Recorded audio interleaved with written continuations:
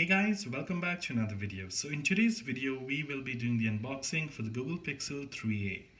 Now, why did I pick the 3a right now in 2020 when we know that the 4a is coming out just in a few days? Well, it's basically simple. I've had a look at all the leaks of the 4a, and I know that it will mostly have a hole punch, and obviously the process is going to be a little better and things like that. But guys, I already have other flagship devices, the S10 and all of them. I mean, if I would really want to experience a hole punch or a flagship experience, I can just pick and use any of the other devices. I really do not have to wait and spend a little bit extra on 4A.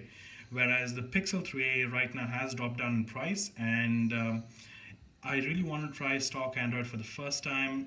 The 3a also still has 2 more years of software support, and it did have most of the things I was looking for in terms of Android. So it's right here, and let's start the unboxing. So I did obviously pull out the labels at the back, and as you can see, it's the black variant. So it's the 64 GB one. So let's open it up. Now I did remove the cover for the device because I needed to test a few things out before we started the unboxing. So basically here is the device. As you can see, it's the black version, and I really did like the black version. Unfortunately, they did not have the purplish version in stock, so yeah, I chose the black. So just keep that to the side and continue. And at the bottom we have documentation, again, warranty stuff, Google stickers, Team Pixel, all that in there. And within the box we have the USB to USB-C charging cable. Also this little dongle if you like transfer data from any other devices. And we also do have the 18-watt fast charger right here. There it is, the 18-watt fast charger.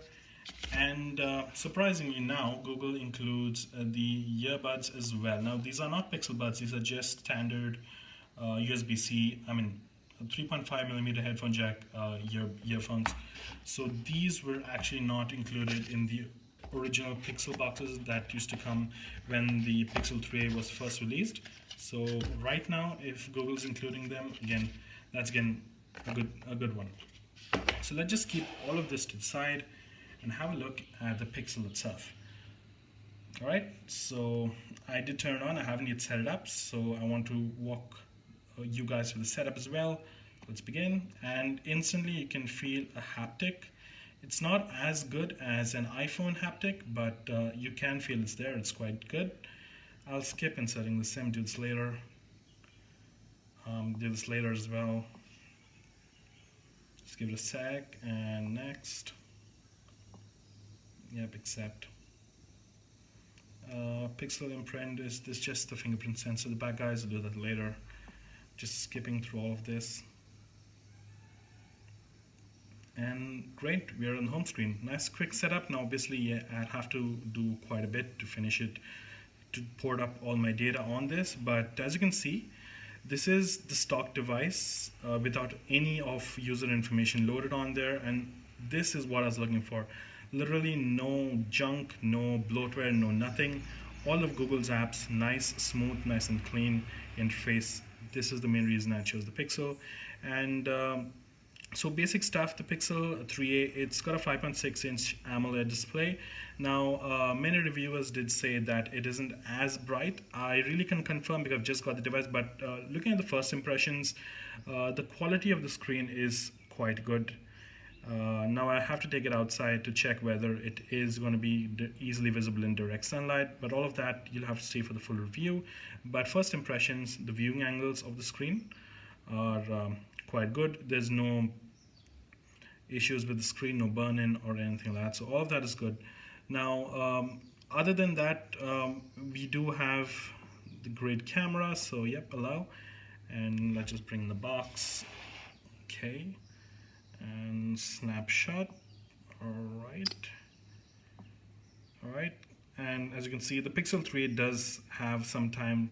It does take some time to process. That's again because it's using the Snapdragon 670, but again, I'll have to see whether over time that does become an impediment as you do start taking more pictures. But in terms of picture quality, pretty decent stuff.